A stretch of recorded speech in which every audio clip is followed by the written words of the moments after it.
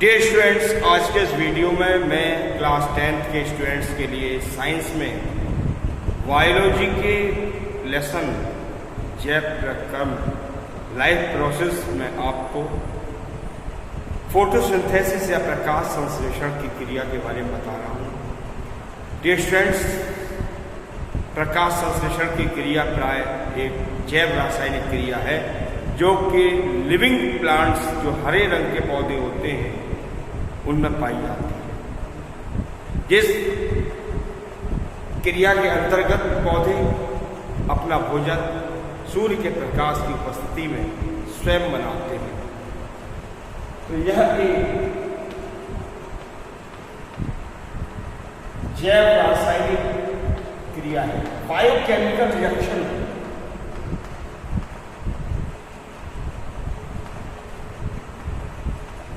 जिसमें सभी हरे पौधे अर्थात ग्रीन प्लांट्स जिनमें क्लोरोफिल होता है,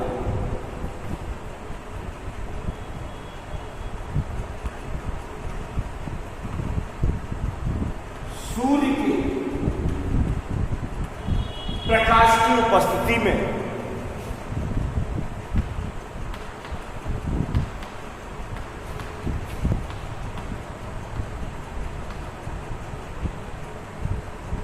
क्लोरोफिल की मदद से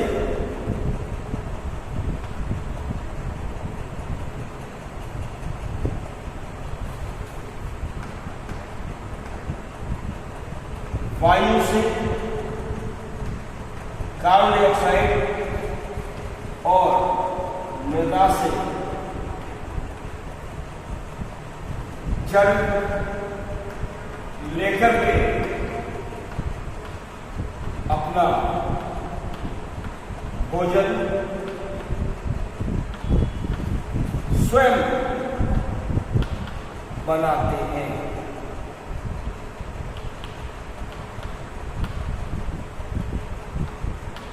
प्रकाश संश्लेषण की क्रिया कहलाती है।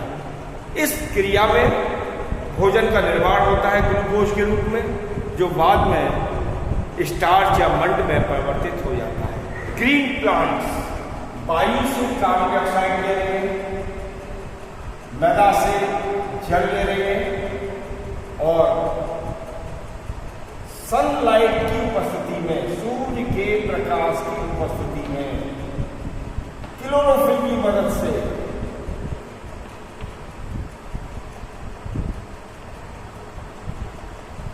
अपना भोजन ग्लूकोज के रूप में स्वयं बनाते हैं। इस प्रोसेस में वाटर मॉलिक्यूल्स या जल के अणुओं के टूटने से ऑक्सीजन रिलीज होती है, जो स्टोमेटा के थ्रू बाहर त्याग दी जाती है और उत्पन्न जल पादप शरीर के अंदर प्रयोग कर लिया जाता है। इसको बैलेंस करेंगे तो 6CO2 + 12H2O gives out C6H12O6 + 6O2, oxygen ये रिलीज हो रही है प्लस 6H2। डियर स्टूडेंट्स, ये क्रिया किस प्रकार से संपादित होती है, इस क्रिया के बारे में मैं आपको जानकारी दे रहा हूं। तो प्रकाश संश्लेषण की क्रिया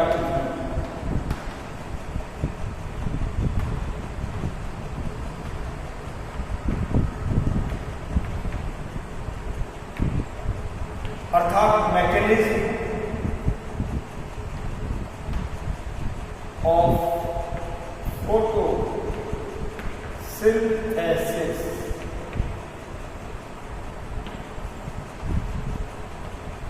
डियर स्टूडेंट्स, प्लांट्स के अंदर फूड प्रिपरेशन अर्थात भोजन निर्माण की क्रिया को 2 चरणों में बांटा गया है। तो यह क्रिया, या ये कह सकते हैं कि यह क्रिया 2 फेज में पूरी होती है। यह क्रिया 2 अवस्थाओं में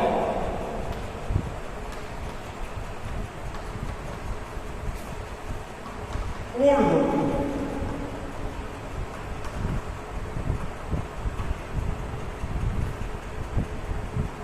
मैं सबसे पहले फर्स्ट फेज की बात कर रहा हूं। प्रथम जो फेज है, जिसे मैंने ए से रिप्रेजेंट किया है, और यह है प्रकाशिक अवक्रिया या लाइट रिएक्शन।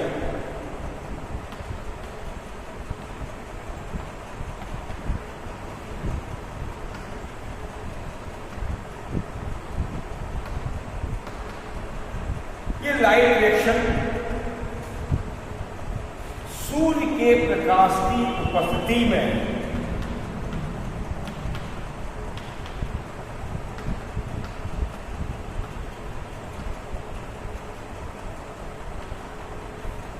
दिन में, क्योंकि मेनली जो सनलाइट मिलती है वो केवल दिन में ही उपलब्ध होती है, रात को नहीं, इसलिए दिन में होगी, सूर्य के प्रकाश की उपस्थिति में होगी। और क्लोरोप्लास्ट के ग्रेनम में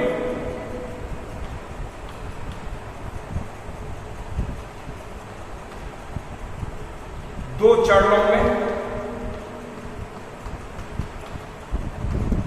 पूर्ण होती है।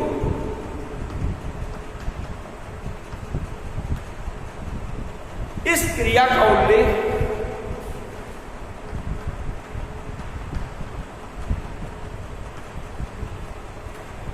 हिल नामक वैज्ञानिक ने किया था।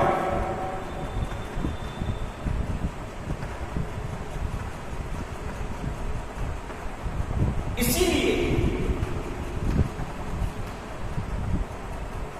इस क्रिया को हिल के नाम पर हिल रिएक्शन भी कहा गया। तो सबसे पहली जो स्टेप है इस क्रिया में यह है फोटो एट फर्स्ट। इसको हम प्रकाश कर्म प्रथम भी कह सकते हैं। तो first of all dear student, जब सनलाइट आती है, सूर्य का प्रकाश जब आता है तो ग्रीन प्लांट्स की लीफ पर पड़ता है। तो जब सनलाइट पौधे के हरे भागों पर पड़ती है तो क्लोरोफिल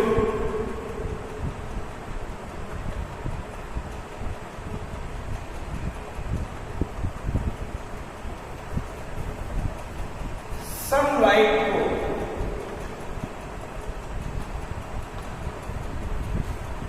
ग्रहण करके उत्तेजित हो जाता है, और जैसे ही क्लोरोफिल स्टिमुलेट हुआ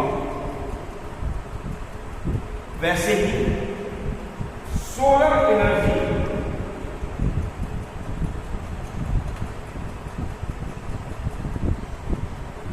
को रासायनिक ऊर्जा में बदलकर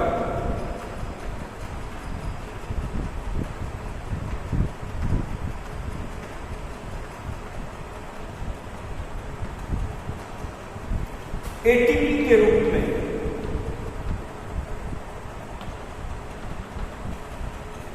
संचित कर लिया जाता है।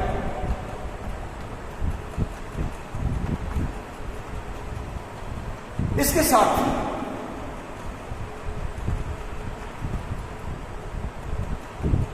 जो हाई एनर्जेटिक क्लोरोफिल है, उच्च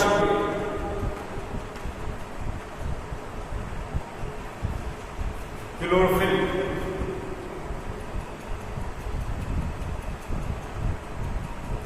से इलेक्ट्रॉन निकलकर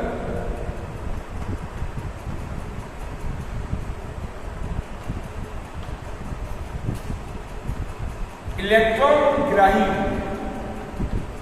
पदार्थ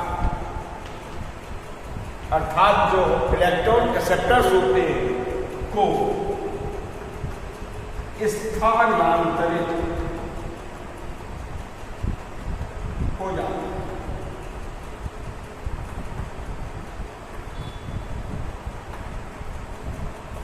तो जैसे ही एटीपी फॉर्मेशन हुआ, वैसे ही उच्च ऊर्जा में क्लोरोफिल से इलेक्ट्रॉन निकल करके इलेक्ट्रॉनग्राही पदार्थों को चला गया।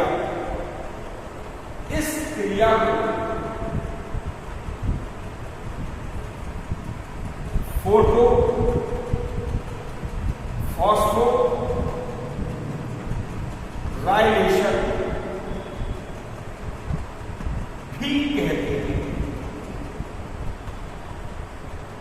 तो डियर स्टूडेंट्स, ये फोटो एक्ट फर्स्ट है। इस फोटो एक्ट फर्स्ट में क्लोरोफिल ने लाइट या सोलर एनर्जी को एब्जॉर्ब किया और उच्च ऊर्जान्वित हो गया, इससे इलेक्ट्रॉन रिलीज हुआ। साथ में यह इलेक्ट्रॉनग्राही पदार्थों को स्थानांतरित हुआ और एटीपी का फॉर्मेशन हुआ। अब मैं आपको फोटो एक्ट सेकंड के बारे में बता रहा हूं। इस फोटो एक्ट सेकंड की प्रोसेस में जो उच्च ऊर्जान्वित क्लोरोफिल है यह जल के अणुओं को उसके आयनों में विघटित कर देता है। यह क्रिया कई स्टेप्स में हो रही है। तो पहला स्टेप है कि जल के अणु वाटर मॉलिक्यूल्स उच्च ऊर्जान्वित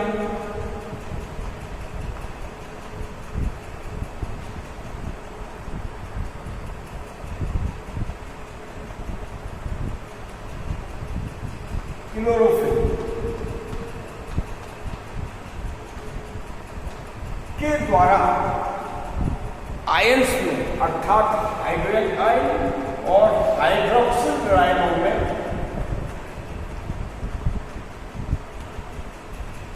विघटित कर दिए जाते हैं। तो वाटर मॉलिक्यूल्स यहां पर ब्रेक डाउन हो गए। अब जो हाइड्रोक्सिल मॉलिक्यूल्स हैं, ये हाइड्रोक्सिल मॉलिक्यूल्स संघनित होते हैं और इन मॉलिक्यूल्स के संघनन से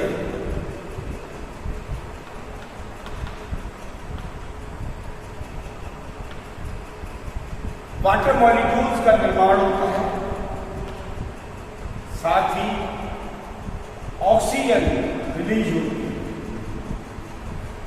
जो ऑक्सीजन उत्पन्न हो रही है, यहां पर निकल रही है, इसको स्टोमेटा के थ्रू शरीर पादप शरीर से बाहर निकाल दिया जाता है और कुछ इलेक्ट्रॉन्स भी निकलते हैं और ये इलेक्ट्रॉन्स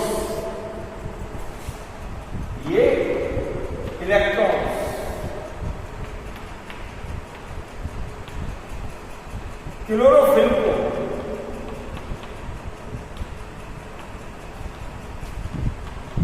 स्थानांतरित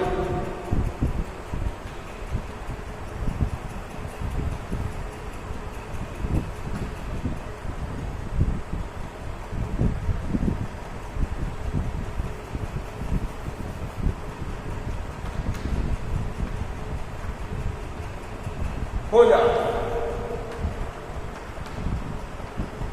जिससे क्लोरोफिल पर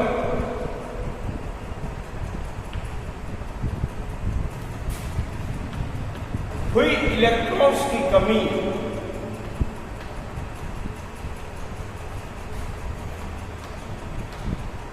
को पूरा कर लिया जाता है।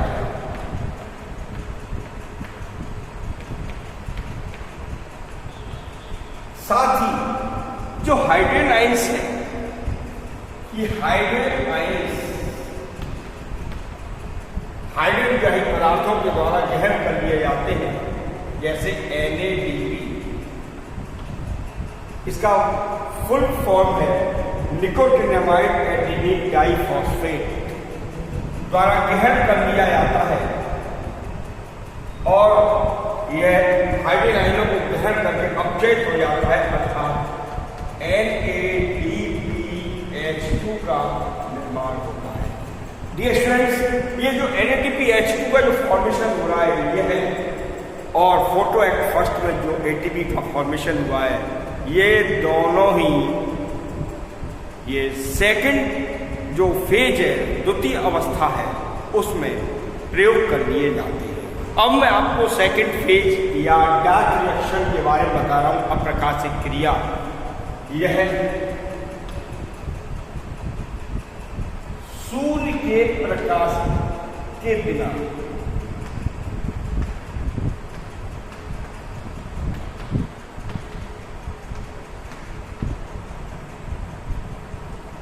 विभिन्न चरणों में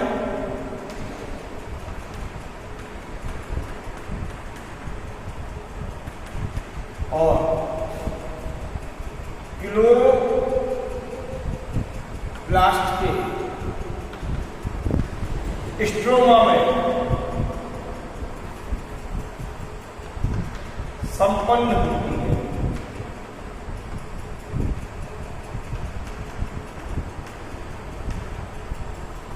इस क्रिया का उल्लेख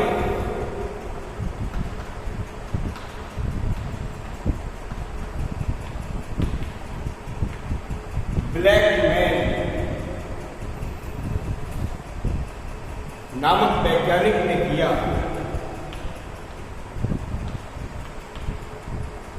इसलिए इसे ब्लैकमैन रिएक्शन भी कहते हैं।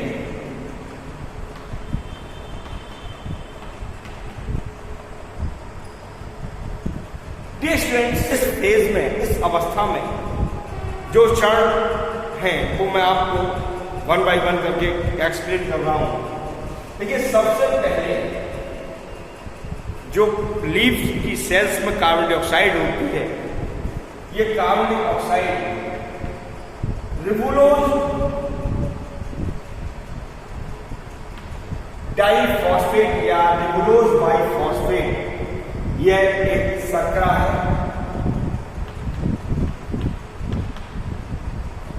से क्रिया करती है और इससे क्रिया करके फॉस्फोग्लिसरिक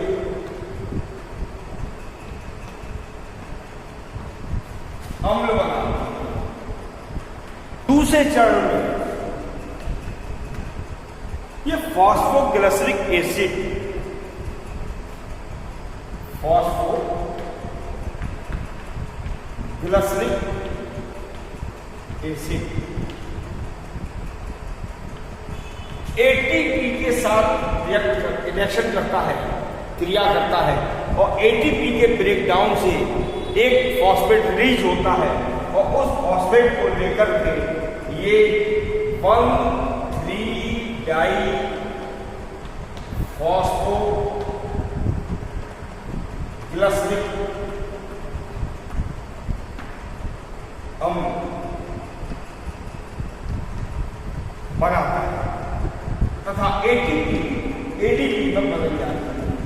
कहने का तात्पर्य यह है कि ATP जब ADP में बदलती है तो एक फॉस्फेट समूह बाहर निकलता है और उस फॉस्फेट समूह को फॉस्फोग्लिसरिक अम्ल ग्रहण करके 1,3-डाइफॉस्फोग्लिसरिक अम्ल बनाता है। इन थर्ड स्टेप, तीसरे चरण में 3-डाइफॉस्फोग्लिसरिक अम्ल NADPH2 से क्रिया करता है और इसके क्रिया करने से फॉस्फोग्लिसरल्डिहाइड के अणु बनते हैं। साथ ही NADP स्वतंत्र हो जाता है, जो पुनः फोटो एक्ट सेकंड में हाइड्रोजन आयनों को ग्रहण कर सकता है। इन फोर्थ स्टेप, फॉस्फोग्लिसरल्डिहाइड के कुछ अणु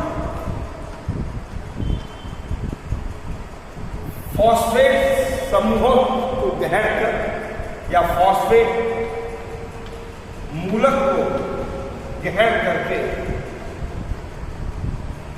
रिबुलोज बाइफॉस्फेट शर्करा का निर्माण करते हैं ताकि आने वाली CO2 पुनः रिबुलोज बाइफॉस्फेट शर्करा से क्रिया करके फास्फोग्लिसरिक अम्ल बना सके।